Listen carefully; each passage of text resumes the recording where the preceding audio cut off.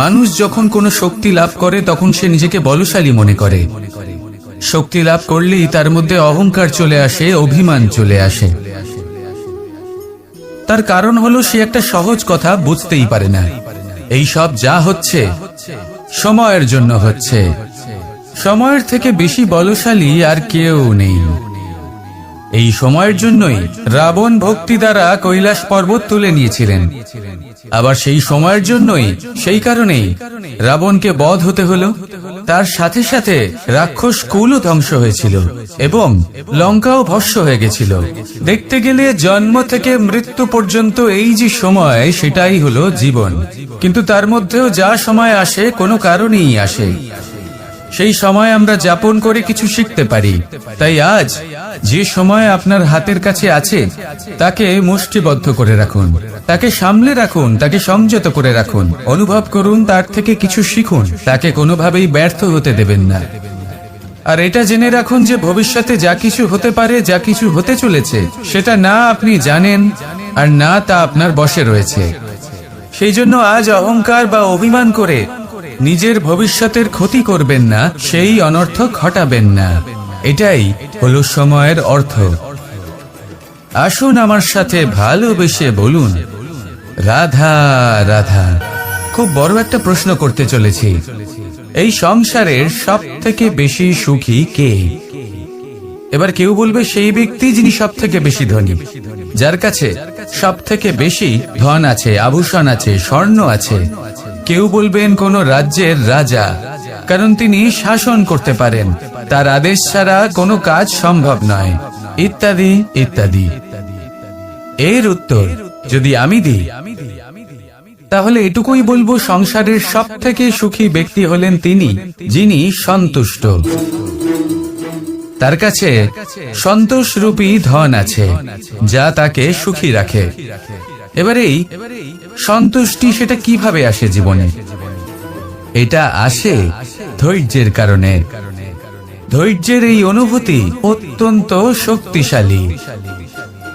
এই ধৈর্যই কিন্তু আমাদের ধরিত্রীকে ধরিত্রী মাতা করে তোলে। কারণ ধরিত্রী মাতা ধারণ করেন, সহ্য করেন, ধৈর্য ধরেন এবং নিজের কর্ম করতে থাকেন। সেটা ধৈর্যই ছিল মাতা সীতার মধ্যে, যা রাবণের অন্ত করে দিল। এই ধৈর্যের কারণেই নারায়ণ কুর্ম অবতার ধারণ করেছিলেন, বড় একটা পর্বতকে পৃষ্ঠে ধারণ করেছিলেন এবং সমুদ্র মন্থনকে সম্ভব করেছিলেন। সেই জন্য সর্বপ্রথম মনের মধ্যে ধৈর্যকে নিয়ে আসুন। এই ধৈর্যই আপনাকে সন্তুষ্টির পথে নিয়ে যাবে, আর এই সন্তুষ্টি আপনাকে লোভ, মোহ এবং লালসার পথ থেকে দূরে নিয়ে সুখের পথে নিয়ে যাবে। আর তখন এই মন প্রসন্ন হয়ে বলবে, রাধা রাধা। মানুষ চিরকাল বড় মানুষ হয়ে উঠতে চায়, সবসময় সেই নিয়ে কল্পনা করে। কিন্তু প্রশ্ন হলো এটাই যে মানুষ বড় কখন হতে পারে? যখন সে ধনী হয়ে ওঠে, নাকি যখন তার কাছে সম্মান থাকে, নাকি যখন রূপবান হয় বা অধিক শক্তিশালী হয়? মানুষ বড় মানুষ তখনই হতে পারে যখন বিপদের সময় সে অন্য কোনো মানুষের পাশে এসে দাঁড়ায়। তাই সর্বপ্রথম এইটা শিখুন। হয়তো এই জন্যই হনুমান শ্রীরামের কাছে এতটা বড়, আর হয়তো এই জন্যই বলরাম দাদা আমার কাছে এত বড়। যদি আপনিও জীবনে বড় হয়ে উঠতে চান, তাহলে কারোর সাথে তার দুঃখের সময়, তার সংকটের সময় তাকে সঙ্গ দিন আর পাশে এসে দাঁড়ান। এই মন প্রসন্ন হয়ে বলবে, রাধা রাধা। আমাদের জীবনে আমরা যখনই এমন কোনো মানুষের সাথে পরিচিত হই যে বয়সে, পদে এবং আর্থিক দিক থেকে আমাদের থেকে পিছিয়ে, তখন আমরা সবাই খুব হীন নজরে তাদের দিকে দেখি। মনেই করি না যে সেই ব্যক্তির নিজস্ব একটা অস্তিত্ব রয়েছে, তার নিজেরও একটা মাহাত্ম্য রয়েছে। আমাদের মনেই হয় না যে আমাদের সামনে দাঁড়িয়ে থাকার যোগ্যতা আছে তাদের। চলুন আপনাকে একটা প্রশ্ন করি, শূন্যের নিজস্ব মূল্য কোথায়? আপনি বলবেন কিছুই না। শূন্যের আবার নিজস্ব মূল্য কোথায়? কিন্তু যখন এই শূন্যই কোনো সংখ্যার সাথে এসে যুক্ত হয়ে যায়, কোনো অঙ্কের সাথে এসে যুক্ত হয়ে যায়, তখন তার মূল্য অনেক গুণ বৃদ্ধি পায়। অর্থাৎ এই শূন্যের মূল্য অবশ্যই আছে।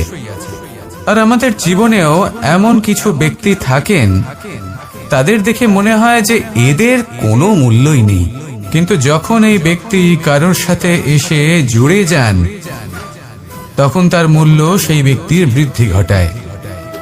এই সংসারে এমন কোনো ব্যক্তি নেই যার কোনো মূল্য নেই। যদি আমরা ধনুকের কথা বলি, তাহলে তার জন্য একটি দড়ির প্রয়োজন হয়, যেটি প্রত্যঞ্চা হিসেবে ব্যবহৃত হয়। যদি প্রত্যঞ্চা না থাকে, তাহলে ধনুকের কোনো মূল্যই থাকে না।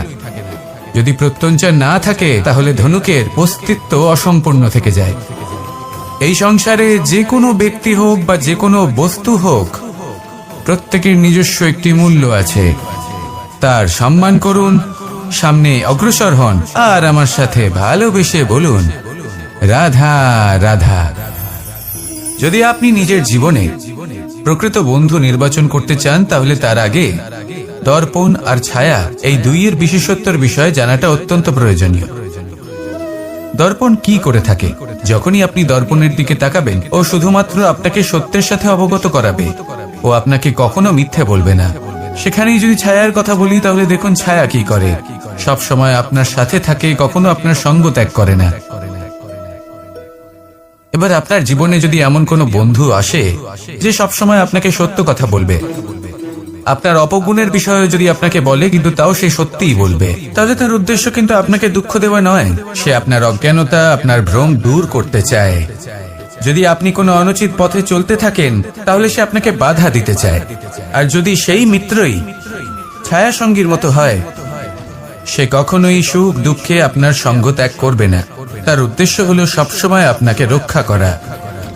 তাই এরকম দর্পণ বা ছায়ার মতো কোনো বন্ধু যদি আপনার জীবনে আসে, তাহলে তাকে কোথাও যেতে দেবেন না। সে আপনার জীবনকে সুখময় করে তুলবে। আর যদি আপনার জীবনে উপস্থিত বন্ধু এমন না হয়, তাহলে তাকে নিজের থেকে দূরে করে দেওয়াই বাঞ্ছনীয়। তাহলে দর্পণ আর ছায়ার মতো প্রকৃত এবং ভালো বন্ধুকে নিজের জীবনে স্থান দিন, আর আমার সাথে ভালোবেসে বলুন, রাধা রাধা। জল হলো জীবনের আধার। যদি জল না থাকে, এই সংসারের জীবনের কোনো অস্তিত্ব নেই। এই জল হলো শুদ্ধ, পবিত্র। কিন্তু যখন এই জল পরিবেশের সংস্পর্শে আসে, তখন ধুলো, ময়লা, কাদা এবং অন্যান্য বস্তু দ্বারা এই জল পূর্ণরূপে দূষিত হয়ে যায়। এবার যদি এই জলের শুদ্ধিকরণ করতে হয়, তাহলে আমরা এই জলকে অস্থির হতে দিই না, তাকে স্থিরভাবে রেখে দিই। আর সেটা করলে সেই জল নিজে থেকেই সকল অশুদ্ধি ত্যাগ করে দেয়, নিজে থেকেই নিজেকে শুদ্ধ করে তোলে। এটা কিন্তু আমাদের মনের সাথেও হয়ে থাকে। এই সংসারে এত সমস্যার সম্মুখীন হয়েও কোথাও না কোথাও আমাদের এই মন মলিন হয়ে যায়। এতে নেতিবাচক ভাব জাগ্রত হয়। সেই মুহূর্তে আপনি কোনোভাবে রাগ করবেন না, মন খারাপ করবেন না, তাড়াতাড়ি কোনো সিদ্ধান্ত নেবেন না, কোনো প্রতিক্রিয়া দেবেন না। শুধু নিজের এই মনকে শান্ত করে রাখবেন, শান্ত মনে দিন যাপন করবেন।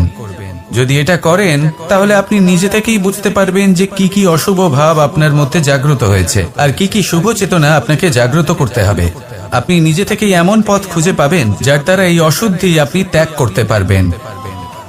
আসুন আমার সাথে ভালোবেসে বলুন, রাধা রাধা। প্রারম্ভ শূন্যের দ্বারা হয়ে থাকে, তা সে ব্রহ্মাণ্ডই হোক, পৃথিবী হোক, আদি ইত্যাদি হোক। সবাই নিজের অস্তিত্ব শূন্য থেকে লাভ করে। এই শূন্য যার নিজের কোনো অস্তিত্ব নেই, কিন্তু সে সকলকে অস্তিত্ব দান করে থাকে। আমাদের এই শূন্যের মতো হতে হবে। যে আমাদের সাথে যুক্ত হবে, তাদের অস্তিত্ব অনেক বেশি প্রখর হবে, বিশাল হবে, শ্রেষ্ঠ হবে।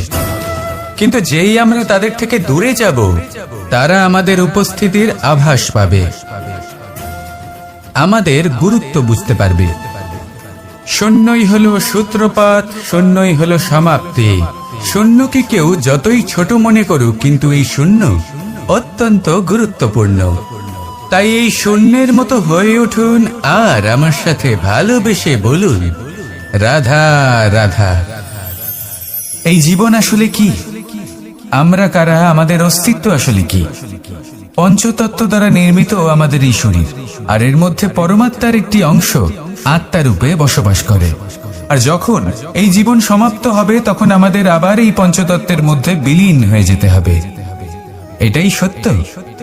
এবার অনেক মানুষ আছেন এমন অনেক চেষ্টা করতে থাকেন এমন কর্ম করার যাতে এই সংসার তাদের চিরস্মরণীয় করে রাখবে। কিন্তু এই জীবন আসলে কি? সেই সময় যখন আমরা নিঃশ্বাস নিই, আমাদের হৃদস্পন্দন হয়, আমরা যে মুহূর্তগুলো যাপন করি, এবার এই মুহূর্তগুলিতে আমরা কি করব সেটা অত্যন্ত গুরুত্বপূর্ণ। আমরা কি অহংকার করব নাকি পরোপকার করব? এই সৃষ্টিকে বেঁধে রাখার চেষ্টা করব নাকি নিজেকে উন্নত করে তোলার চেষ্টা করব? এটাই শিক্ষা যে বল হোক বা কায়া, এর প্রতি আমাদের না অহংকার করা উচিত আর না মোহ। শুধু প্রত্যেকটা মুহূর্ত প্রেমময় হয়ে বাঁচুন আর ভালোবেসে বলুন রাধা রাধা। প্রয়াস, পরিশ্রম, এই শব্দগুলি শুনতে হয়তো ছোট মনে হয়, কিন্তু এর মূল্য অনেকটাই অধিক। এবার প্রয়াসও কিন্তু দুই ধরনের হয়। একটা প্রয়াস তাই যা আমরা নিজের মন থেকে, অন্তর থেকে সমগ্র শক্তি দিয়ে করার চেষ্টা করি। এবারে এই প্রয়াস প্রচেষ্টার নামান্তর। কিছু প্রয়াস এমন হয় যেমন দ্রুতক্রীড়া খেলা। মানুষ বলেন আজ একটু প্রয়াস করি, একটু দ্রুতক্রীড়া খেলেই দেখি, যদি বিজয়ী হই তবে ভালো ব্যাপার, যদি না হই তবে আর কখনো খেলবো না। এটাও কিন্তু প্রয়াস, কিন্তু এই প্রয়াস পরিশ্রম নয়। পাণ্ডবদের দেখুন, ওনারা যখন পরিশ্রম করেছিলেন তখন খাণ্ডবপ্রস্থকেও ইন্দ্রপ্রস্থ বানিয়েছিলেন। দ্রুতক্রীড়া খেললেন, সেই মুহূর্তেই ইন্দ্রপ্রস্থ হারিয়ে ফেললেন। পরিশ্রম করলেন, সগৌরবের রাজা হলেন। দ্রুতক্রীড়া খেললেন, তখন এক মুহূর্তে রাজা থেকে নিঃস্ব হয়ে গেলেন। সারমর্ম এটাই যে দ্রুতক্রীড়া কখনো কখনো আপনার মিত্র হতে পারে, কখনো সে আপনাকে বিজয়ী করতে পারে, কিন্তু প্রয়াস এবং পরিশ্রম যখন একসাথে মিলিত হয় তখন তা সর্বদাই আপনার সাথে থাকে। প্রয়াস করতে থাকুন, পরিশ্রম করতে থাকুন, আর আমার সাথে ভালোবেসে বলুন রাধা রাধা। আমি এইভাবে প্রত্যেকদিন নিজের সাথে কিছুটা সময় অতিবাহিত করি, সুচিন্তা করি, কারণ আমি এটা মনে করি যে আমার প্রতিদ্বন্দ্বী অন্য কেউ নয় বরং আমি নিজেই। আর আমি চেষ্টা করি যে আমি যেন নিজেকে নিজের থেকে বেশি শ্রেষ্ঠ করে তুলতে পারি। তাই প্রতিদিন আমি আকলন করি নিজের কর্মের, যে কাল আমি কি উচিত করেছি কি অনুচিত করেছি, যে ভুল আমি করেছি তা আজকে কি করে শুধরে নিতে পারি।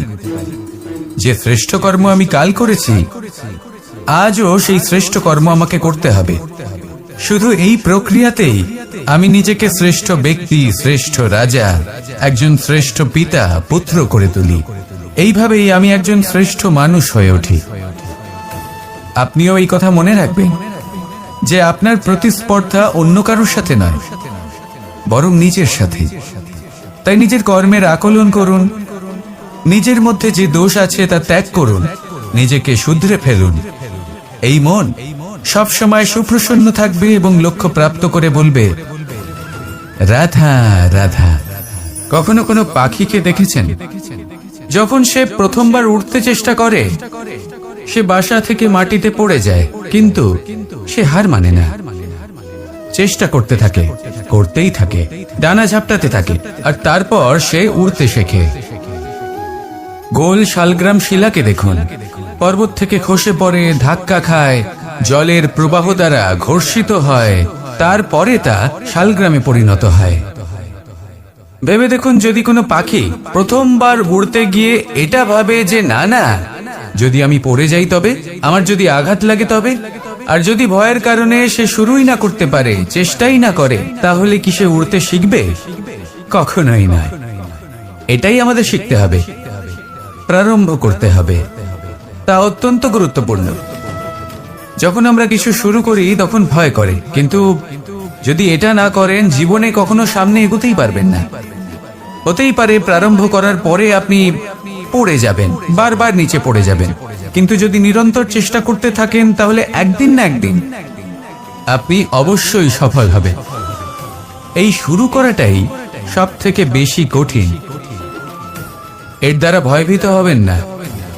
আসুন আর আমার সাথে ভালোবেসে বলুন, রাধা রাধা। এই সংসারে নির্মাণের বিষয়ে জ্ঞান লাভ করার পূর্বে ধ্বংসের বিজ্ঞান বুঝে নেওয়াও খুব প্রয়োজনীয়।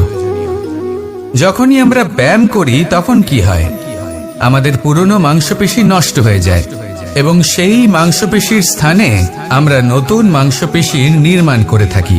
যেমন একটা নতুন ইমারত গড়ে তোলবার পূর্বে পুরাতন ইমারতকে ভঙ্গ করে দিতে হয়, তবেই তো সেই স্থান সজীব হবে, ঠিক কিনা? এবারে জ্ঞান এবং বিজ্ঞান ছাড়াও এমন কিছু আছে যা কিনা অত্যন্ত গুরুত্বপূর্ণ। তা হলো সীমা পার করে যাওয়া। এই যে সীমা, এই যে নিয়ম, তা মানুষের জন্যই বানানো, তাকে নিয়ন্ত্রণ করার জন্য তৈরি করা হয়েছে। এমন অনেক সীমা, এমন অনেক নিয়ম মানুষের জন্য অত্যন্ত মঙ্গলকারী। কিন্তু কিছু এমন সীমা আছে, কিছু এমন নিয়ম আছে যা মানুষের লঙ্ঘন করে যাওয়া অতি আবশ্যক। যতক্ষণ না এই সীমা লঙ্ঘন করছেন, নিজের নতুন অস্তিত্বকে খুঁজেই পাবেন না, সেই স্থানে পৌঁছতেই পারবেন না যেখানে সংসার তাকে চিরস্মরণীয় করে রাখবে। সেই জন্য জীবনে যাই করবেন, সীমা অতিক্রম করে যান। যদি পরিশ্রম করেন তাহলে সীমা অতিক্রম করে পরিশ্রম করুন। যদি লক্ষ্যের দিকে অগ্রসর হন তাহলে সীমা অতিক্রম করে অগ্রসর হন। কোনো সীমারেখা যাতে না থাকে, সেই সর্বোচ্চ স্থান দেখুন এবং অগ্রসর হন। এই সংসারে অগ্রসর হওয়ার জন্য এই সীমারেখা বুঝে নেওয়া এবং তা অতিক্রম করার জ্ঞান লাভ করা প্রয়োজনীয়। আসুন আমার সাথে ভালোবেসে বলুন, রাধা রাধা। জ্যোতিষ একটা বিদ্যা, এ হলো একটা বিজ্ঞান। যে নক্ষত্র দশায় আপনি জন্মগ্রহণ করেছেন, যে স্থানে আপনার জন্ম হয়েছে, এগুলো আপনার জীবনের দিশা স্থির করার ক্ষেত্রে গুরুত্বপূর্ণ ভূমিকা পালন করে। কিন্তু যে রাশিতে আপনি জন্ম নিয়েছেন আর আপনার যা নাম স্থির হয়েছে, সেটা আপনার ভবিষ্যৎ নির্ধারণ করবে তা আবশ্যক নয়। রা দিয়ে রাম এবং রা দিয়ে রাবণ, এই দুজনের রাশি সমান ছিল, কিন্তু একজন নিজের শক্তির দুর্ব্যবহার করলেন। স্বর্ণ লঙ্কার অধিপতি রাবণ, চতুর্দিকে বিজয়ী হওয়া সেই ব্যক্তি নিজের পতনের সম্মুখীন হলেন। শ্রীরাম রাবণকে বধ করলেন। শ্রীরাম, যিনি নিজের কর্ম দ্বারা, নিজের পরিশ্রম দ্বারা ঈশ্বর উপাধি লাভ করেছিলেন, 14 বছরের বনবাস ভোগ করলেন, আর যখন বিপদে পড়লেন তখনও নিজের রাজ্যের সাহায্য নিলেন না। বনের মধ্যে নিজে বানর এবং ভাল্লুকদের নিয়ে একটি সেনাবাহিনী গড়ে তুললেন এবং রাবণকে তার কুকর্মের শাস্তি দিলেন। তাই সর্বদা এটা মনে রাখবেন, আপনার খ্যাতি, আপনার ভবিষ্যৎ আপনার কর্ম নির্ধারণ করে, আপনার রাশি নয়। তাই সবসময় শ্রেষ্ঠ কর্ম করুন আর আমার সাথে ভালোবেসে বলুন, রাধা রাধা। প্রজাপতি দেখেছেন কি সুন্দর হয়, তাই না? এই প্রজাপতি, ওদের দিকে তাকালে নিজের অজান্তেই নিজের মুখে হাসি ফুটে ওঠে। কিন্তু এই প্রজাপতি জন্ম থেকেই এমন দেখতে হয় না। জন্ম থেকে এদের কাছে ডানা থাকে না, এরা উড়তেও পারে না। যখন একটি প্রজাপতি জন্ম নেয় তখন প্রথমে ডিম অবস্থায় থাকে সে। আস্তে আস্তে সেই কবচ সে ভেঙে ফেলে, খুব পরিশ্রম করতে হয় তাকে। তারপর কীটের আকার ধারণ করে সে চলতে থাকে, অনেক কষ্ট সহ্য করতে হয়, অনেক পরিশ্রম করতে হয়। তারপর তার রূপ বদলে যায়, তারপরে তার ডানা গজায়, তারপরে সে উড়তে পারে। এই নিরন্তর পরিশ্রমই সাফল্যের মূল মন্ত্র হয়। কখনো কখনো প্রতিভাও কম পড়ে যায় যদি নিরন্তর পরিশ্রম না করা হয়, যদি সমর্পণের ভাব মনে না থাকে, দৃঢ় নিষ্ঠা না থাকে। আর কখনো কখনো সেই ব্যক্তি যার মধ্যে বিশেষ প্রতিভা থাকে না, সেই ব্যক্তি নিরন্তর পরিশ্রম করে, নিজের মনে সমর্পণের বোধ জাগিয়ে তোলে, দৃঢ় নিষ্ঠার সাথে কর্ম করে আর সাফল্য লাভ করে। সেই জন্য আপনি জীবনে যেখানেই পৌঁছে যান না কেন, নিরন্তর পরিশ্রম করতে থাকুন, তবেই আপনার ভবিষ্যৎ রঙিন প্রজাপতির মতন গগনচুম্বী হবে। তবেই এই সংসার আপনাকে দেখবে এবং নিজের অজান্তেই এই সংসার নিজের মুখে হাসি ফুটিয়ে তুলবে। এবং এই সংসার আমার সাথে ভালোবেসে বলবে, রাধা রাধা। আপনি কখনো কাউকে পর্বতে আরোহণ করতে দেখেছেন? বা আপনি কখনো নিজে কোনো পর্বতে আরোহণ করেছেন? করে থাকলে আপনি এই বিষয়ে অবশ্যই জানবেন যে যখন আমরা শিখরের দিকে এগোই, ওপরের দিকে এগিয়ে চলি, তখন আমাদের একটু ঝুঁকে পথ চলতে হয়, তখনই আমরা সেই পর্বত আরোহণ করতে পারি। কিন্তু যে ব্যক্তি নিচের দিকে ফিরে আসছেন, তিনি কিন্তু ঝুঁকে চলেন না, তিনি দৃঢ়ভাবে সোজা হয়ে নিচে নামেন। এই ভারসাম্য বজায় রাখার এই খেলাতে সংসারের একটা সার লুকিয়ে রয়েছে। যদি আপনিও জীবনে উঁচুতে উঠতে চান, শিখরে পৌঁছতে চান, তাহলে আপনাকেও নত হয়ে বিনম্র হয়ে সামনে এগোতে হবে। সেখানে যদি আপনি বুক চিতিয়ে উদ্ধতভাবে অহংকার বোধ নিয়ে চলতে থাকেন, সেখান থেকেই আপনাকে নিচে নামতে হবে। কোনো ব্যক্তি তার বিনম্র স্বভাব দেখেই বোঝা যায় যে সেই ব্যক্তি সাফল্যের শিখর দেশে আরোহণ করছে নাকি নিচে তথা খাদের দিকে যাত্রা করছে। তাই সবসময় বিনম্র থাকুন, শ্রেষ্ঠ কর্ম করুন, পরিশ্রম করুন, আর আমার সাথে ভালোবেসে বলুন, রাধা রাধা। কর্ণ, সূর্যপুত্র কর্ণ, স্বয়ং সূর্যের পুত্র, দেবী কুন্তীর প্রথম পুত্র।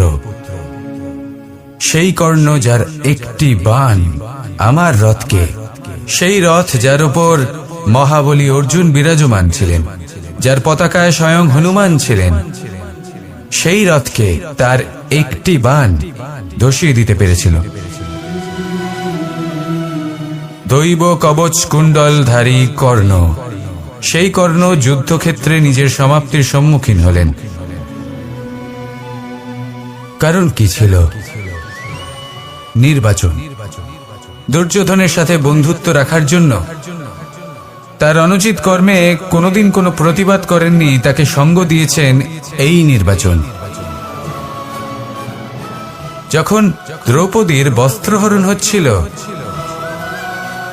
তখন তাকে বাধা দেওয়ার বদলে নীরব থাকার নির্বাচন, তার বিরোধিতা কখনো না করার নির্বাচন, এই নির্বাচনই কারণ হয়ে দাঁড়ালো কর্ণের পতনে। এই সংসারে সবার উপকার আপনি স্বীকার করতে পারেন, তাকে সম্মানও করতে পারেন, কিন্তু তার সামনে এতটাও নত হবেন না যে নিজের অন্তর মনের কথাটা আপনি শুনতে না পান। নির্বাচন যদি ধর্মসঙ্গত হয়, তবেই তা শুভ হয়।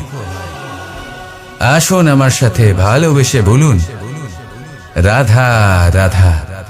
মানুষ ছোট হোক বা বড়, রাজা হোক বা দরিদ্র, সমস্ত মানুষের মধ্যে একটা সামঞ্জস্য থাকে। সমস্ত মানুষের কাছে তার প্রশংসা অত্যন্ত গুরুত্বপূর্ণ। সে খুবই প্রসন্ন হয় যদি আপনি তার প্রশংসা করেন, কিন্তু আপনি যদি তাকে এটা বলেন যে এটা তোমার ভুল ছিল, তোমার কিছু খামতি ছিল, তখন সেটা সে মানতে রাজিই থাকে না। সব মানুষ এটা শুনতে পছন্দ করে যে সে যেটা করেছে সেটাই সর্বোত্তম। এবার আমি আপনাকে একটা কথা বলি, এই হলো নিন্দা, এই হলো প্রশংসা, আর এই হলো সত্য, যা সবার থেকে উচ্চস্থানীয়। সেই জন্য মানুষ আয়না দেখে। আয়না তাকে তার সৌন্দর্য দেখায় না, তাকে দেখায় যা সত্য, যাতে মানুষ আরো সুন্দর হওয়ার চেষ্টা করতে থাকে। তাই আয়না অত্যন্ত গুরুত্বপূর্ণ সত্যকে জানার জন্য। জীবনে নিন্দুকের মাহাত্ম্য প্রশংসকের মাহাত্ম্যের থেকে অনেক বেশি। কেন? কারণ তারা আপনাকে আপনার খামতি দেখায়, আপনার ভুলগুলো বুঝিয়ে দেয়, আপনাকে একটা সুযোগ দেয় নিজেকে শুধরে নিতে, নিজেকে আরো শ্রেষ্ঠ করে তুলতে, যা প্রশংসক করতে পারে না। তাই জীবনে যদি কখনো নিন্দা করা হয়, তাকে ভালোবেসে গ্রহণ করুন, ধন্যাত্মক রূপে গ্রহণ করুন। যদি নিজেকে কোনো শিক্ষা দেওয়া সম্ভব হয়, তাহলে অবশ্যই দিন। দেখবেন মন প্রসন্ন হয়ে বলবে, রাধা রাধা। জীবনে কখনো সাফল্য আসে, আবার কখনো অসফলতা, কখনো আশা পাওয়া যায়, কখনো নিরাশা, কখনো জয় লাভ করি, আবার কখনো পরাজয়। এর পেছনের কারণটা জানা অত্যন্ত প্রয়োজনীয়। যদি আমি পরাজয়ের কথা বলি, যখনই আমরা পরাজয় লাভ করি আমরা ভাবতে থাকি যে এমন কেন হলো। আমাদের শত্রু কি বেশি শক্তিশালী ছিল, নাকি আমাদের নীতিতে কোনো খামতি ছিল? এই সমস্ত কারণের পেছনে খুব বড় একটা কারণ থাকে, আর সেই কারণ আমাদের অন্তরে সুপ্ত থাকে। ধরে নিন একটা পথ, তাতে আপনি চলছেন, সেই পথ কাঁটায় পরিপূর্ণ, কিন্তু আপনি পাদুকা পরে রয়েছেন আর আপনি হেঁটে সামনে এগিয়ে যান। এবার এমন একটা পথ এলো যা পুষ্পে ঢাকা, আর আপনি পাদুকা পরে রয়েছেন, কিন্তু আপনার পাদুকাতে একটা পাথর আটকে গেল। তখন দু পা হাঁটাও খুব কঠিন হয়ে পড়ে। এই সংসারের যে কোনো শক্তি আপনাকে পরাস্ত করার পূর্বে আপনি জানেন কি আপনাকে পরাস্ত করতে পারে? আপনার অন্তরের দুর্বলতা, আপনার অন্তরের সেই সুপ্ত শত্রু।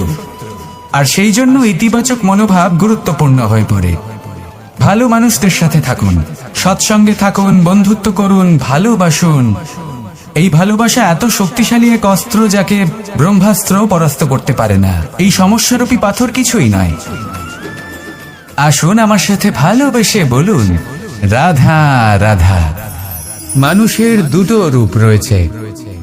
এক, আমাদের এই মুখ যা শুধুই চোখে দেখা যায়, আর দ্বিতীয় আমাদের এই মন যা শুধুমাত্র অন্তরাত্মা দ্বারা দেখা যায়। এবার আমাদের এই মুখ তা ঈশ্বর সকলকেই আগে থেকেই প্রদান করেছেন, কিন্তু এই মন কেমন হবে তা আমাদের জীবনের অনুভূতি এবং আমাদের জীবনের লক্ষ্য এগুলি সুনিশ্চিত করে। অর্থাৎ নেত্র দিয়ে দেখা যায় আমাদের এই মুখ, তা শুধুই এই কারণে প্রয়োজন যাতে সংসার আমাদের দেখতে পায়, আমাদের চিনতে পারে। কিন্তু যদি এই সংসারে আপনি প্রকৃত অর্থে মান সম্মান লাভ করতে চান, তাহলে নিজের অন্তরাত্মাকে আপনাকে বিকশিত করতেই হবে। দেখুন, কথায় আছে এই যে অসুর, তা শারীরিকভাবে উপস্থিত নয়, তা মনের মধ্যে থাকে। যদি এই মন থেকে অসুরকে বের করে দেওয়া যায়, তাহলে শরীরে তা উপস্থিত থাকবেই না। তাই মনকে শুদ্ধ করুন আর আমার সাথে ভালোবেসে বলুন, রাধা রাধা। মানুষ যখনই একে অপরের সামনে নিজেদের হৃদয়ের ভাবনা প্রকাশ করে, তখন এক অত্যন্ত প্রভাবশালী মাধ্যম তারা ব্যবহার করে, যাকে ভাষা বলা হয়। এবার আমি দেখেছি যে একজন মানুষ অনেকগুলো ভাষাতেই নিপুণ।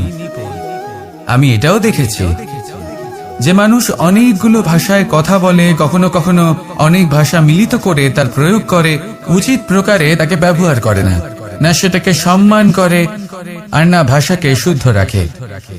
আর এটা হলো অনুচিত।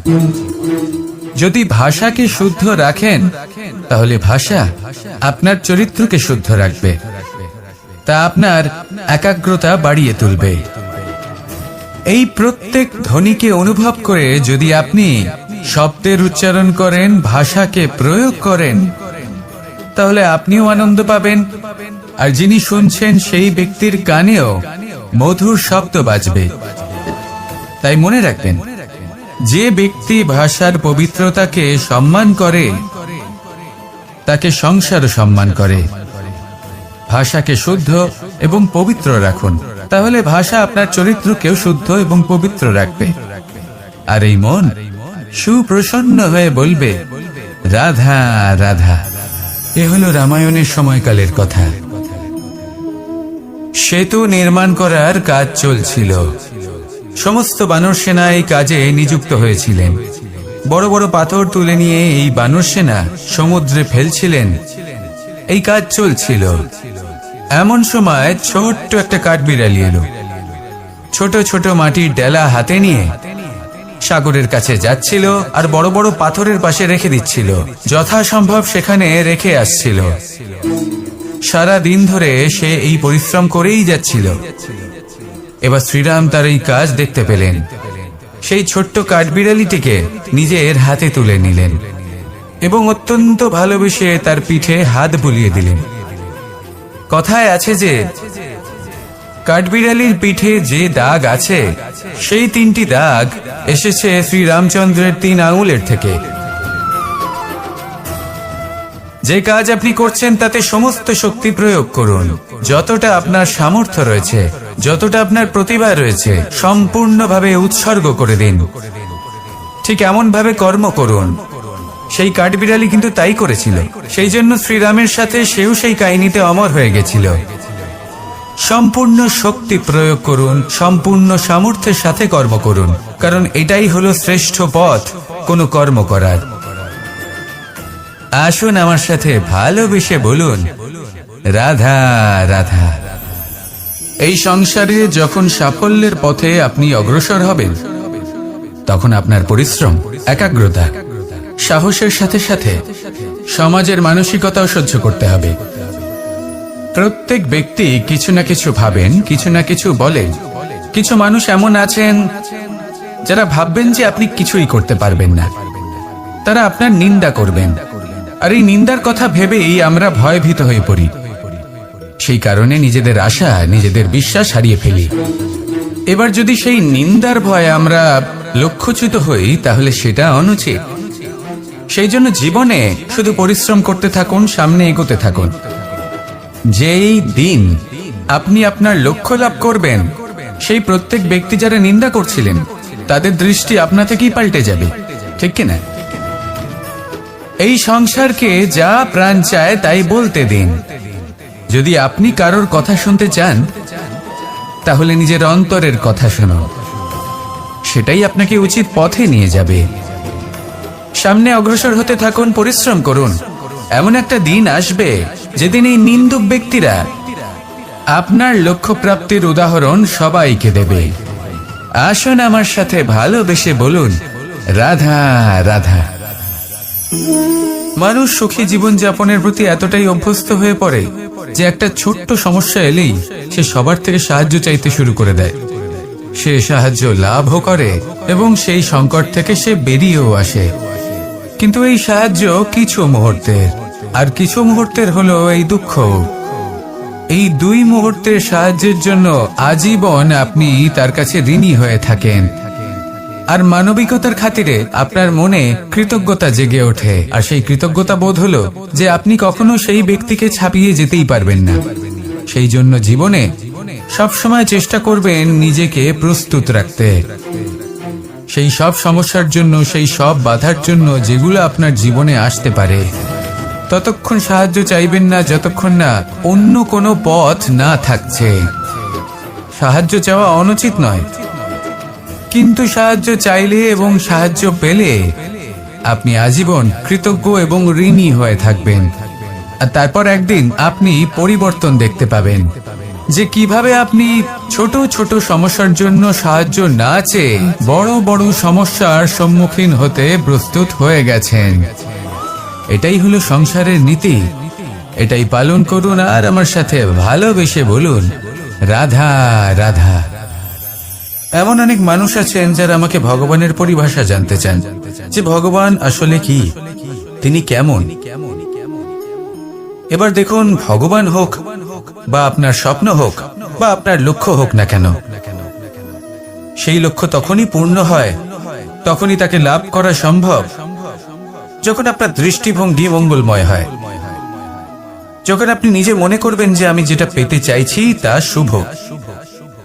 উদাহরণস্বরূপ, কোনো পাখিকে দেখুন, সে গাছের ডালে বসে এবং সেখানেই বিশ্রাম করে, কিন্তু পড়ে না। কেন? কারণ ওর বিশ্বাস যে যে শাখার উপরে ও বসে আছে সেটাই হলো ওর বাসস্থান। যদি আপনি বিশ্বাস করেন তাহলে আপনি পাথরের মধ্যেও ভগবান দর্শন করতে পারবেন। আর যদি বিশ্বাস না থাকে, তাহলে যদি ভগবান সামনে দাঁড়িয়েও থাকে তবেও আপনার বিশ্বাস হবে না। তাই বিশ্বাস করতে শিখুন। এই বিশ্বাসের আধারেই আপনি সেই সব কিছু পাবেন যা আপনি পেতে চাইছেন। আসুন আমার সাথে ভালোবেসে বলুন, রাধা রাধা। গুরু, যিনি পথ দেখান, আমাদের জীবনে অত্যন্ত গুরুত্বপূর্ণ, অত্যন্ত আবশ্যক। কিন্তু কিছু মানুষ মনে করেন যে গুরুর কোনো প্রয়োজন নেই, কারণ এই সমগ্র জ্ঞান মানুষের অন্তরেই নিহিত রয়েছে। এবার প্রশ্ন এটাই, যদি সমস্ত জ্ঞান মানুষের অন্তরে নিহিত থাকে তাহলে গুরুর কি প্রয়োজন? আর যারা আজ পর্যন্ত গুরুকে মেনে এসেছেন তারা কি অনুচিত করেছেন? এর উত্তর আমি আপনাকে দেব একটা উদাহরণ দ্বারা। একটা কাঠ যা জ্বলনশীল, জ্বলনের ঊর্জা তার অন্তরে নিহিত রয়েছে, কিন্তু তার জ্বলনের জন্য বাইরে থেকে একটা অনুঘটকের প্রয়োজন হয়। এই অনুঘটকই হলেন আপনার গুরু। উত্তাপ যা একটা কাঠকে জ্বালাতে পারে, সেই উত্তাপ হলো গুরুর প্রচেষ্টা। যদি সেই গুরুই না থাকে, তার প্রচেষ্টাই না থাকে, তাহলে সেই সমস্ত জ্ঞান যা মানুষের অন্তরে নিহিত তা ব্যর্থ হয়ে যাবে। যদি আপনার সাথে আপনার গুরু থাকেন, আপনার পথ প্রদর্শন করেন, আপনার অন্তরের জ্ঞানকে বাইরে নিয়ে আসতে পারেন, তাহলে তাকে সম্মান করুন আর আমার সাথে ভালোবেসে বলুন, রাধা রাধা। असतो मा सद्गमय, तमसो मा ज्योतिर्गमय, मृत्युर्मा मृतंगमय। জ্ঞান সেটাই যা অসত্য থেকে সত্যের পথে চালিত করে। প্রকাশ সেটাই যা অন্ধকার থেকে আলোর পথে নিয়ে আসে। জীবন সেটাই যা মৃত্যু থেকে অমরত্বের পথে নিয়ে যায়। এবার এই তিনটে, জ্ঞান, জীবন এবং প্রকাশ, একই রকম। শূন্য থেকে এর উৎপত্তি হয় এবং আস্তে আস্তে আপনার জীবনে বিস্তার লাভ করে। এবার আমরা এটাই ভাবি যে কেমন করে এই তিনটিকে আগলে রাখা যায়। এর উত্তর হলো, এদের আগলে রাখার প্রয়োজনই নেই, ভাগ করে দিতে হবে। কোন বৃক্ষকেই দেখে নিন, একটি বৃক্ষ অনেক বছর ধরে বেঁচে থাকে। কেন? কারণ সে ভাগ করে দিতে জানে। সে নিজের বীজ ছড়িয়ে দেয়, এই ধরিত্রীতে দেয়, সেই বীজ যা অঙ্কুরিত হয়ে এক নতুন বৃক্ষকে জন্ম দেয়। শুধু ছড়িয়ে দিয়ে একটি বৃক্ষ জীবন দান করতে পারে। যদি কোনো ব্যক্তি জ্ঞান ছড়াতে শিখে যান, যদি প্রকাশ, আলোর কিরণ ছড়িয়ে দিতে শিখে যায়, কোনো ব্যক্তি তার জীবনের সুখ ছড়িয়ে দিতে শিখে যান, তাহলে তিনি মৃত্যুর পরও মৃত হন না। এই ভাগ করে দেওয়ার সুখটাই কিছুটা আলাদা। এই সুখ অনুভব করুন আর আমার সাথে ভালোবেসে বলুন, রাধা রাধা। আপনি কখনো কোনো সরোবরের দিকে তাকান, যার জল হলো শান্ত, স্থির। আপনি স্পষ্ট দেখতে পাবেন সেই সরোবরের তলদেশে কি রয়েছে।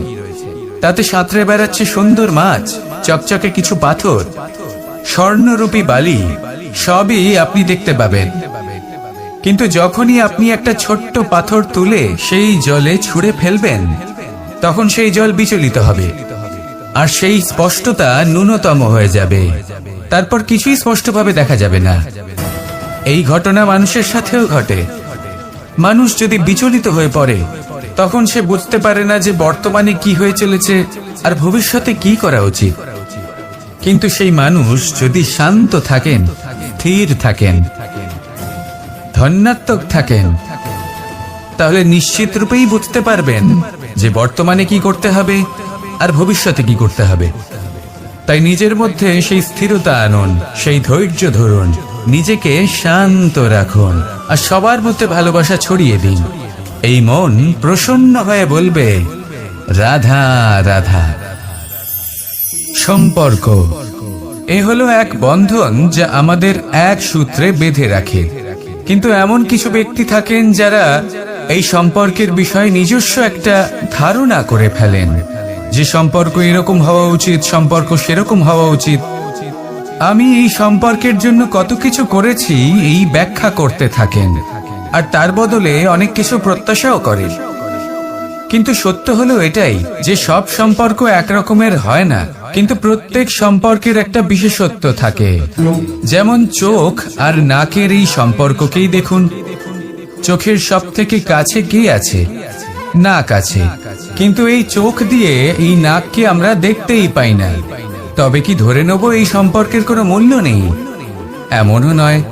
ঠিক এইভাবে যদি কোনো ব্যক্তি তার আবেগ আপনার কাছে ব্যক্ত করতে না পারে বা প্রকট করতে না পারে বা আপনাকে বোঝাতে না পারে, তাহলে তার মানে এটা নয় যে তার সাথে আপনার সম্পর্কের তিক্ততা রয়েছে। এমনটা কখনোই নয়। শুধু চোখ আর নাকের এই সম্পর্কের মতোই হলো আমাদের জীবনে আমাদের আপনজনের সাথে সম্পর্ক। যদি কারোর ব্যবহার আপনার প্রতি অনুচিত হয়, বা যদি কেউ অনুপস্থিত থেকে থাকে, বা কেউ যদি আপনাকে বুঝতে না পারেন, তাহলে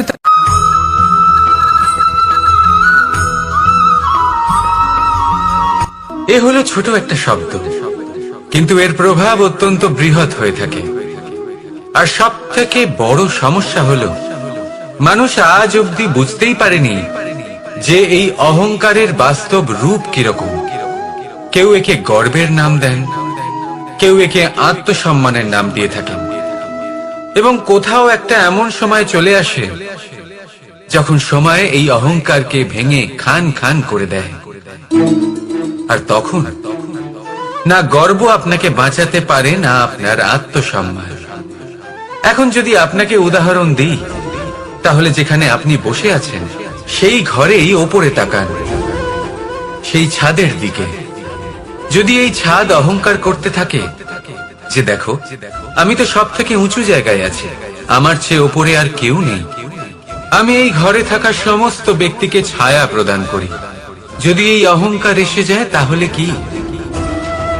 গর্ব হোক, আত্মসম্মান হোক, এর দ্বারা আপনার কোনোভাবেই কোনো লাভ হবে না। তাহলে এই অহংকারকে ত্যাগ করুন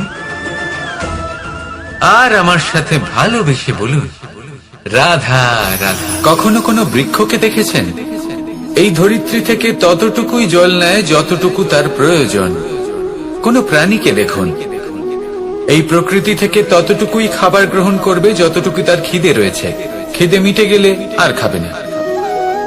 এবার মনুষ্যকে দেখুন, সে নিজের জীবনে যা কিছু পেয়েছে, বস্তু, ধন, খাবার, শক্তি, প্রয়োজনের থেকে অনেক বেশি লাভ করার চেষ্টা করে থাকে। প্রয়োজনের থেকে বেশি যদি পেয়েও যায় তাহলেও তার কম মনে হয়। এবার এরকম ঠিক কেন হয়? এর পেছনের কারণ কি? কারণ হলো লোভ।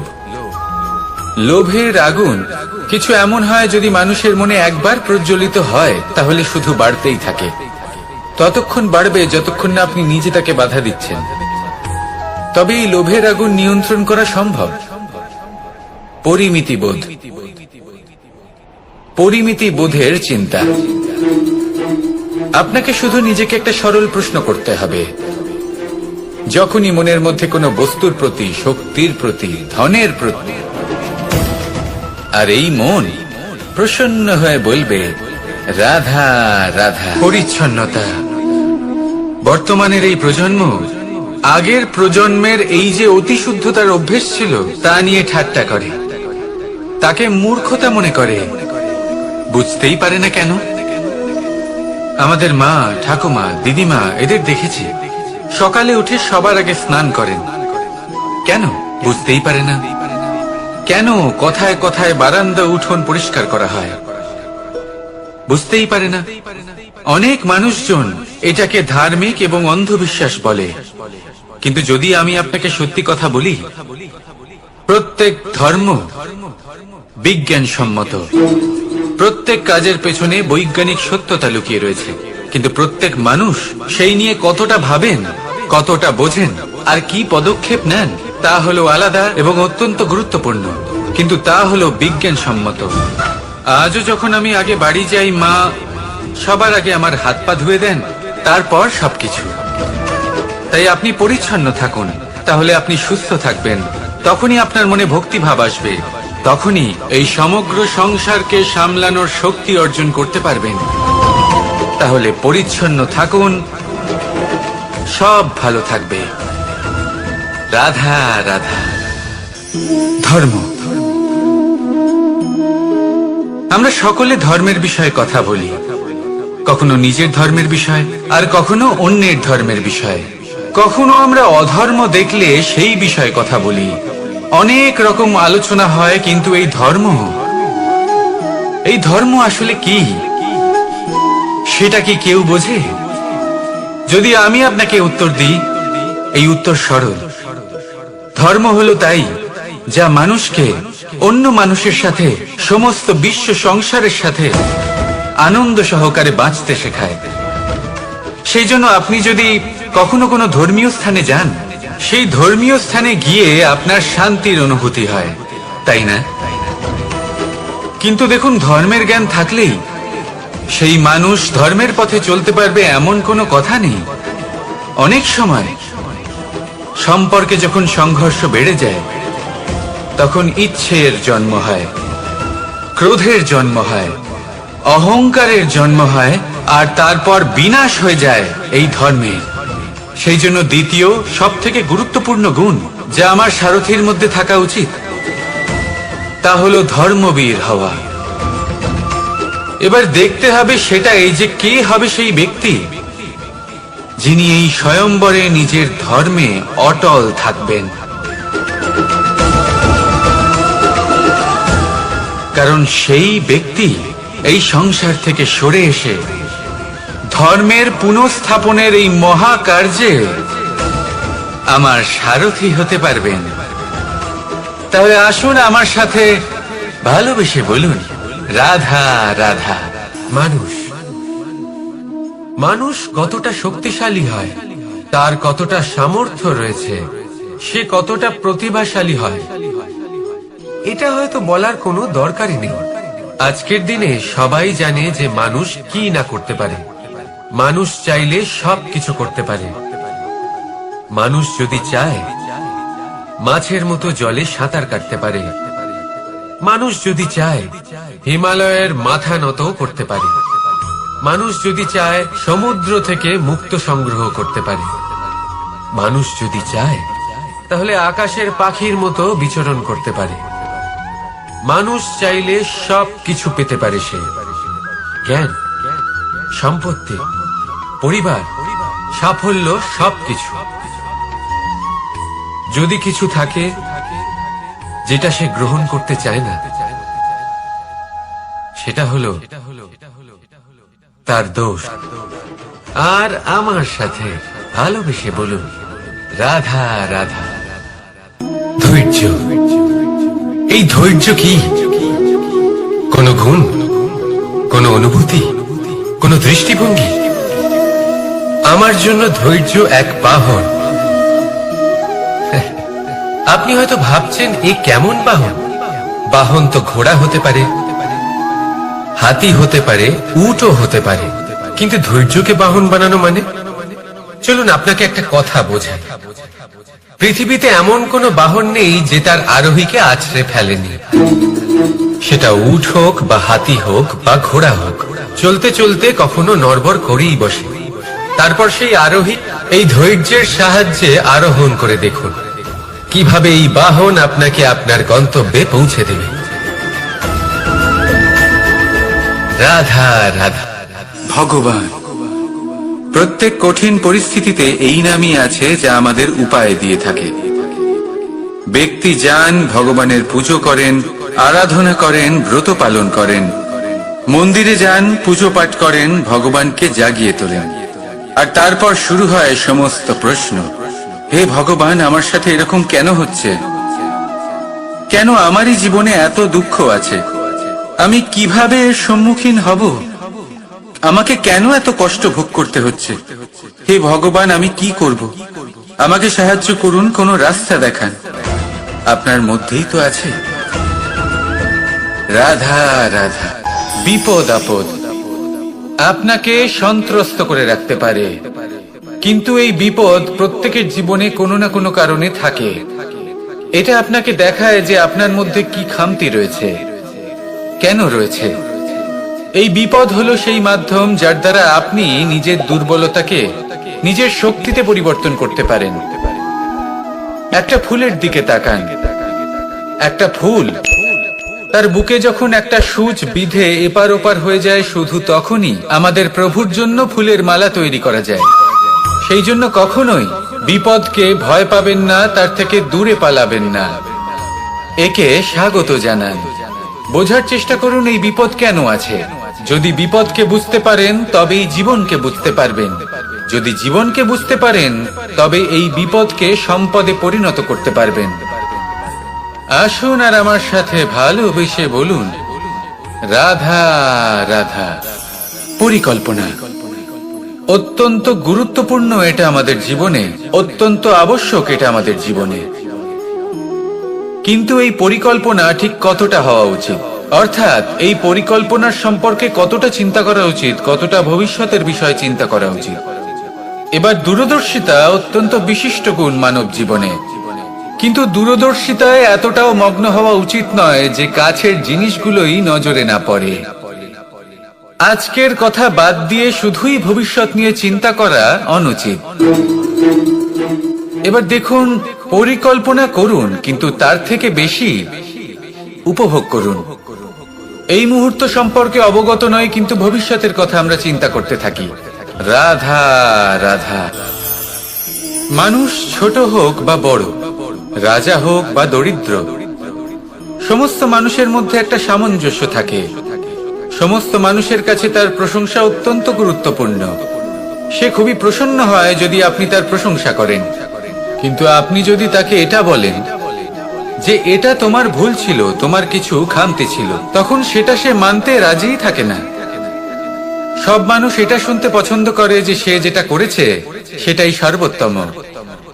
এবার আমি আপনাকে একটা কথা বলি, এ হলো নিন্দা, এ হলো প্রশংসা, আর এই হলো সত্য, যা সবার থেকে উচ্চ তুলতে, যা প্রশংসক করতে পারে না। তাই জীবনে যদি কখনো নিন্দা করা হয়, তাকে ভালোবেসে গ্রহণ করুন, ধন্যাত্মক রূপে গ্রহণ করুন। যদি নিজেকে কোনো শিক্ষা দেওয়া সম্ভব হয় তাহলে অবশ্যই দিন। দেখবেন মন প্রসন্ন হয়ে বলবে রাধা রাধা। আকাঙ্ক্ষা কখন লোভে পরিণত হয়ে যায় তা কেউ বলতে পারে না। এবার তার পরিণাম কি হতে পারে তাও আমরা কেউ জানি না। আজ আমি আপনাকে বলছি, কোনো ব্যক্তি সব থেকে বেশি ক্ষতির সম্মুখীন তখনই হয় যখন সে এটা মনে করে যে সে সব থেকে বেশি সুরক্ষিত স্থানে রয়েছে। সে ভাবে যে সে সেখানে সুরক্ষিত রয়েছে। সে তখন অসাবধান হয়ে পড়ে, আর তখনই তাকে জীবনের সব থেকে বড় ক্ষতির সম্মুখীন হতে হয়। নিঃস্ব হয়ে যাওয়ার পরিস্থিতি কোনো মানুষের জীবনে তখনই আসে যখন তার কাছে প্রচুর সম্পত্তি থাকে এবং সে তার থেকে অনেক বেশি সম্পত্তি অর্জন করতে চায়। সেই অনেক বেশি সম্পত্তি অর্জন করার চেষ্টায় সে এমন কিছু করে বসে যার ফলে তাকে সমস্ত সম্পত্তি হারাতে হতে পারে। একজন রচনাকার নিজেই নিজের প্রতিভা একদম শেষ করে দিতে পারে যখন সে অনেকগুলো কাজ নিজের কাঁধে নিয়ে নেয়। একটা গুরুত্বপূর্ণ কথা সবসময় মনে রাখবেন, আজ আপনি যেখানেই থাকুন না কেন, যেমনই যে কোনো স্থানেই থাকুন না কেন, এর পেছনে আপনার আকাঙ্ক্ষার একটা বিশাল ভূমিকা রয়েছে। কিন্তু মনে রাখবেন, আপনাকে শিখতে হবে যে কখন আর কিভাবে নিজের উচ্চাকাঙ্ক্ষাগুলিকে লাগাম পরাতে হবে, কারণ এটা অত্যন্ত আবশ্যক। তাই আসুন আর আমার সাথে ভালোবেসে বলুন রাধা রাধা। মানুষ কতটা বিচিত্র হতে পারে, সব সময় স্বপ্ন দেখতে থাকে যে কাল আমি এটা করব, কাল আমি ওটা শুরু করব, কাল আমি ওটা সম্পন্ন করব। এই যে কাল শব্দটা, এই কাল অত্যন্ত বিচিত্র এক শব্দ। আমরা সবসময় এটাকে আসতে দেখতে পাই, কিন্তু এটা আসাতে বর্তমানে পরিণত হয়। আবার আজ নতুন কাল দেখতে পাই, তার জন্য অপেক্ষা করি, যখন সেটা সামনে আসে বর্তমানে পরিণত হয়। এই কাল সবসময় একটা মিথ্যে সান্ত্বনা দেয় যে সে আসছে, কিন্তু সে কখনোই আসে না। যেটা আপনার হাতে রয়েছে তা হলো আজ, বর্তমান। তাই যা করার আছে, যা সম্পন্ন করতে চান, যা শুরু করতে চান, আজ করুন, বর্তমানে করুন। কারণ আজ আপনি যা করবেন সেটাই আপনার ভবিষ্যৎ নির্ধারিত করবে। ভবিষ্যতের বিষয় ভাবতে থাকলে ভবিষ্যৎ সুন্দর হবে না। আজ কর্ম করতে হবে।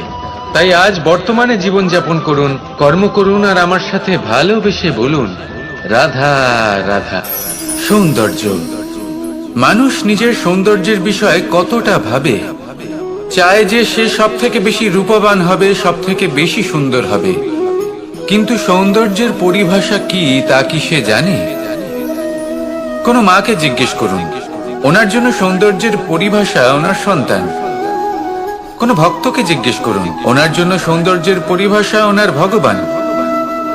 শ্রীরামকে জিজ্ঞেস করুন, ওনার জন্য সৌন্দর্যের পরিভাষা হলো হনুমান।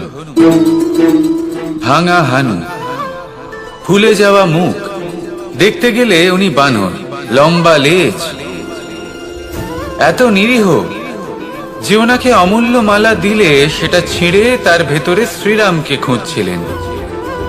কিন্তু ওনার ভাবনা কত সুন্দর।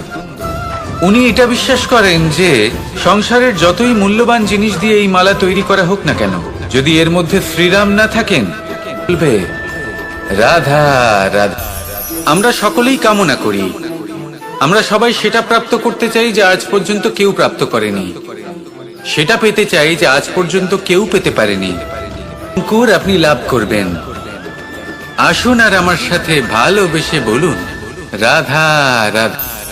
মানুষের মানসিকতা এমন হয় যে সে যতটা করে আশা করে যে তার থেকে অনেক বেশি তার বদলে সে পাবে। দেখুন, সবকিছুই আপনার ভাবনা চিন্তার উপর নির্ভর করছে। আপনি যদি ফলের বিষয়ে ভেবে কর্ম করতে থাকেন তাহলে সেটা অনুচিত। জীবনের আসল আনন্দ হলো নিজের কর্ম করতে থাকা, ফলের চিন্তা করা উচিত নয়। যদি আপনি এরকম ভাবেন যে আমি এতটা করছি, আমার এতটা পাওয়া উচিত, সেই ভাবনা অনুচিত।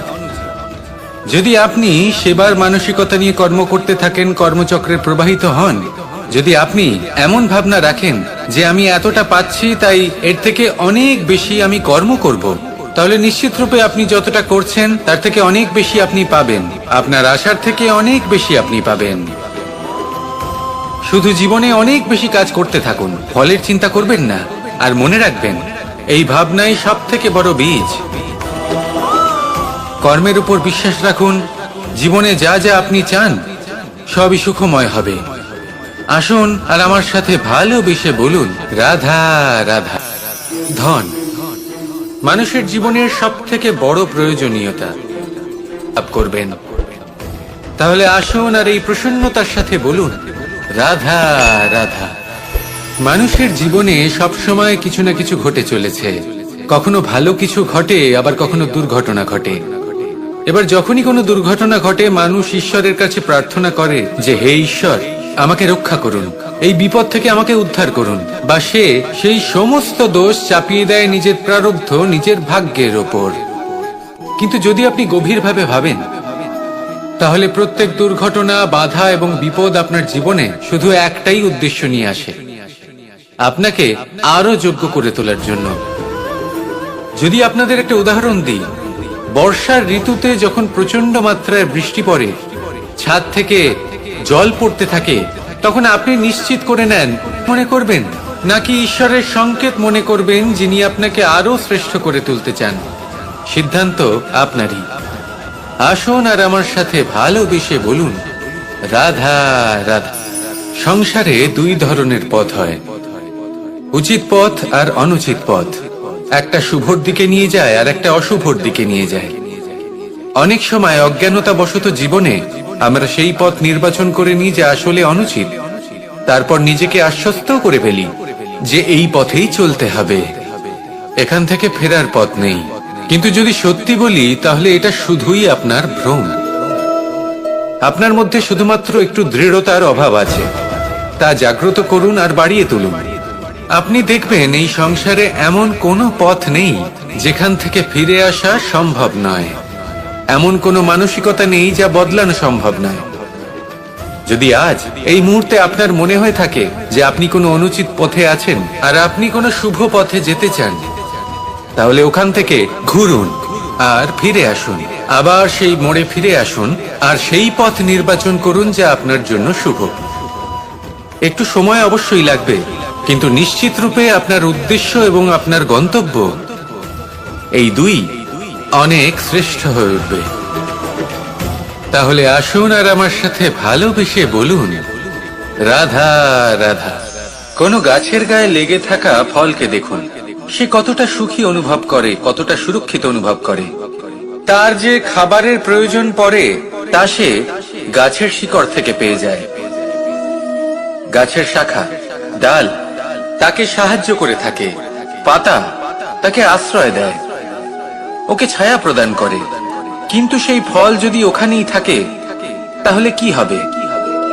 উচিত হবে না। ওই ফলকে ছেড়ে পড়ে যেতে হবে, মাটিতে পড়তে হবে, সেটা ফেটে যেতে হবে, নিজের বীজকে মাটির নিচের অন্ধকারে পৌঁছে দিতে হবে। তারপর সে রূপ পাল্টাবে আর এক অঙ্কুরে রূপান্তরিত হবে, অঙ্কুর যা বৃক্ষে রূপান্তরিত হবে, বৃক্ষ যা অনেক ফলকে জন্ম দেবে।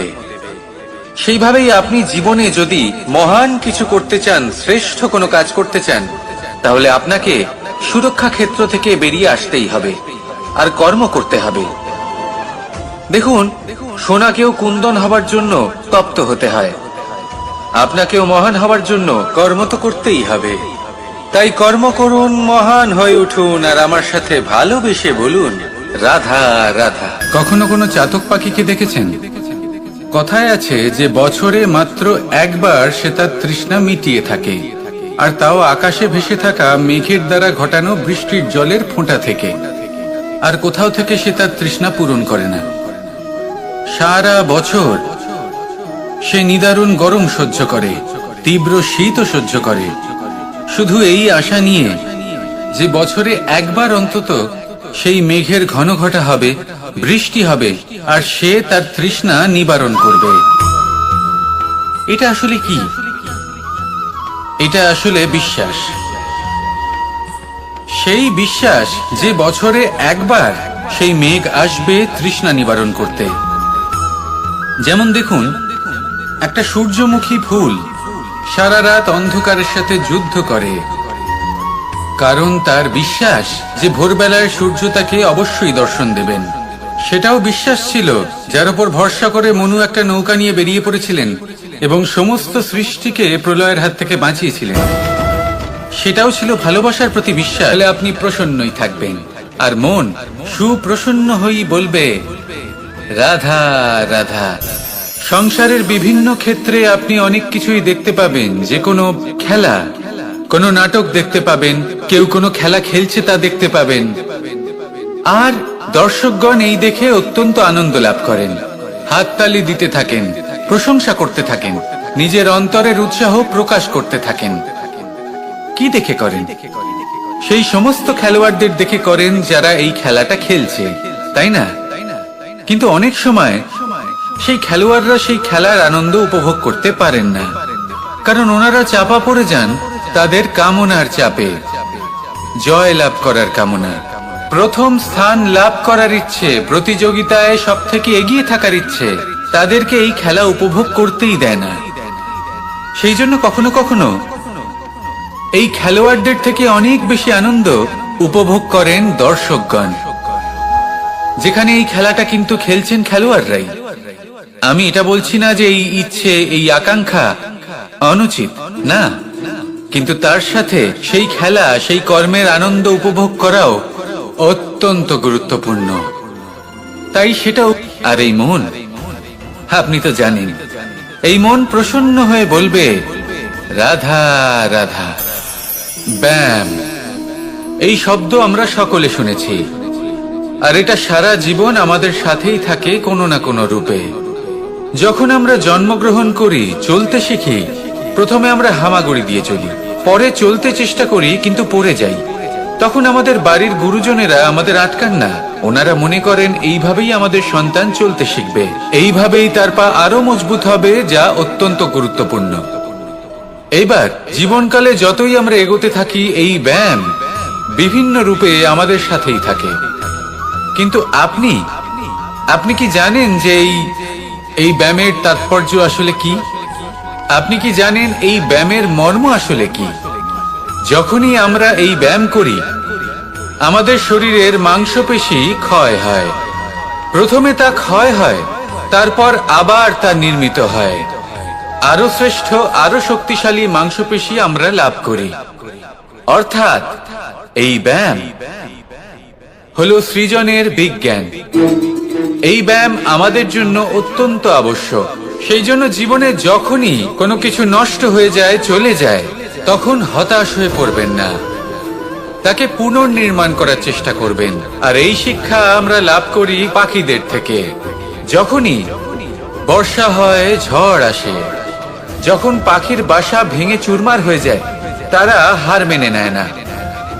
সে আবার অল্প অল্প করে সব খুঁজে একত্রিত করে আবার নিজের বাসা বানিয়ে তোলে, পুনরায় এক জীবনকে জন্ম দেয়, এক নতুন পরিবারকে জন্ম দেয়। তাই মনে রাখবেন, জীবনে এইভাবেই যদি আপনি নির্মাণ করতে চান, সৃজন করতে চান, তাহলে সেই নির্মাণের জন্য ভাঙনের অভিজ্ঞতা থাকা অত্যন্ত আবশ্যক। ভগ্ন বস্তুকেও সম্মান করা অত্যন্ত আবশ্যক। এই আচরণ মনে নিয়ে আসুন, মন প্রসন্ন হয়ে বলবে রাধা রাধা। মানুষ যখন কোনো শক্তি লাভ করে তখন সে নিজেকে বলশালী মনে করে। শক্তি লাভ করলেই তার মধ্যে অহংকার চলে আসে, অভিমান চলে আসে। তার কারণ হলো সে একটা সহজ কথা বুঝতেই পারে না। এই সব যা হচ্ছে সময়ের জন্য হচ্ছে। সময়ের থেকে বেশি বলশালী আর কেউ নেই। এই সময়ের জন্যই রাবণ ভক্তি দ্বারা কৈলাস পর্বত তুলে নিয়েছিলেন। আবার সেই সময়ের জন্যই, সেই কারণেই রাবণকে বধ হতে হলো। তার সাথে সাথে রাক্ষস কুলও ধ্বংস হয়েছিল এবং লঙ্কাও ভস্ম হয়ে গেছিল। দেখতে গেলে জন্ম থেকে মৃত্যু পর্যন্ত এই যে সময়, সেটাই হলো জীবন। কিন্তু তার মধ্যেও যা সময় আসে কোনো কারণেই আসে। সেই আসুন আমার সাথে ভালোবেসে বলুন রাধা রাধা। কথায় আছে, যখন আপনি যুদ্ধক্ষেত্রে দাঁড়িয়ে তখন শত্রুকে পিঠ দেখিয়ে পালিয়ে যাওয়া বা পিছু হটে যাওয়া অত্যন্ত অনুচিত যুদ্ধ নীতি হয়। কথায় আছে যে শ্রেষ্ঠ যুদ্ধ নীতি হলো সেটাই যেখানে আপনি অস্ত্র হাতে নিয়ে এগিয়ে যান, সাহসের সাথে যুদ্ধ করে শত্রুকে পরাস্ত করে ফিরে আসেন। আর সেটাই আমি করেছিলাম। তখন মহাভারত রচনা হয়েছিল, কারণ তখন ধর্ম রক্ষা করা আবশ্যক ছিল। কিন্তু এমনও একটা সময় ছিল যখন আমি যুদ্ধ থেকে পালিয়েছি, কারণ তখন প্রজাদের সুরক্ষা বেশি গুরুত্বপূর্ণ ছিল। আমার গায়ে যুদ্ধ বিমুখ হবার কলঙ্ক লাগিয়েছিল। কিন্তু ঠিক আছে, আমি সেটাই করেছিলাম যেটা প্রয়োজনীয় ছিল। শ্রীরামও লঙ্কা গিয়ে রাবণকে হত্যা করার পূর্বে 4 মাস ধরে অপেক্ষা করেছিলেন। অপেক্ষায় ছিলেন কবে সেই সেতু সম্পন্ন হবে। তারপরে গিয়ে রাবণকে পরাস্ত করলেন, তাকে বধ করলেন। জীবনে কখনো কখনো থেমে যাওয়া বা পিছু হটে যাওয়া কার্যকর হতে পারে। এটা প্রত্যেক সময়ের উপরে নির্ভর করে। শত্রু যে কেউ হতে পারে, যখন খুশি আক্রমণ করতে পারে। কোনো মানুষ হতে পারে, আবার কোনো দানবও হতে পারে। আমাদের নিজেদের মানসিকতা হতে পারে, কোনো অসুখ হতে পারে, মহামারীও হতে পারে। সেক্ষেত্রে সেটাই করুন যেটা উচিত মনে হয়। দেখুন, প্রত্যেকবার নারায়ণ তো আপনাকে সাহায্য করতে আসবেন না। অনেক সময় মানুষকে নিজেকেই সেই বাধার সম্মুখীন হয়ে তাকে পরাস্ত করতে হয়। আর এমনিতেও কথায় আছে যে প্রত্যেক নরের মধ্যে নারায়ণ আছেন। তাই অন্তরের নারায়ণকে জাগ্রত করুন, আর যা সমস্যা আছে তাকে সমাপ্ত করে ফেলুন। তা সে যতই পিছু হটে করতে হোক না কেন। আসুন আর আমার সাথে ভালোবেসে বলুন রাধা রাধা। গুরু, যিনি পথ দেখান, আমাদের জীবনে অত্যন্ত গুরুত্বপূর্ণ, অত্যন্ত আবশ্যক। কিন্তু কিছু মানুষ মনে করেন যে গুরুর কোনো প্রয়োজন নেই, কারণ এই সমগ্র জ্ঞান মানুষের অন্তরেই নিহিত রয়েছে। এবার প্রশ্ন এটাই, যদি সমস্ত জ্ঞান মানুষের অন্তরে নিহিত থাকে তাহলে গুরুর কি প্রয়োজন? আর যারা আজ পর্যন্ত গুরুকে মেনে এসেছেন তারা কি অনুচিত করেছেন? এর উত্তর আমি আপনাকে দেব একটা উদাহরণ দ্বারা। একটা কাঠ যা জ্বলনশীল, জ্বলনের ঊর্জা তার অন্তরে নিহিত রয়েছে, কিন্তু তার জ্বলনের জন্য বাইরে থেকে একটা অনুঘটকের প্রয়োজন হয়। এই অনুঘটকই হলেন আপনার গুরু। উত্তাপ যা একটা কাঠকে জ্বালাতে পারে, সেই উত্তাপ হলো গুরুর প্রচেষ্টা। যদি সেই গুরুই না থাকে, তার প্রচেষ্টাই না থাকে, তাহলে সেই সমস্ত জ্ঞান যা মানুষের অন্তরে নিহিত তা ব্যর্থ হয়ে যাবে। যদি আপনার সাথে আপনার গুরু থাকেন, আপনার পথ প্রদর্শন করেন, আপনার অন্তরের জ্ঞানকে বাইরে নিয়ে আসতে পারেন, তাহলে তাকে সম্মান করুন। আর আমার সাথে ভালোবেসে বলুন, রাধা রাধা। মানুষ সত্যের সাথে অবগত হবার জন্য ব্যাকুল হয়ে থাকে, চিরকাল চেষ্টা করতে থাকে। জন্ম থেকেই তার মনে এই ইচ্ছে জাগ্রত হয় সত্যিটা কি সেটা জানতে।